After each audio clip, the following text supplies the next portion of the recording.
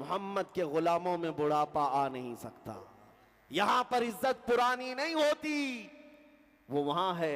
इसीलिए मैं आपको बार बार कहता हूं, माँ रहरा मुतहरा की उस आवाज को सुनो जिसने ये नारा लगाया था, किसी की जय विजय क्यों पुकारे, क्या गरज हमको, हमें काफी है सैयद अपना नारा या रसूल अल्लाह, हमें काफी है सैयद अपना नारा।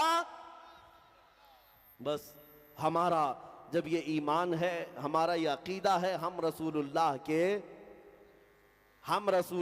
के सुन्नियों को इतना तो पता होना ही चाहिए, हम रसूलुल्लाह के, जन्नत रसूलुल्लाह की।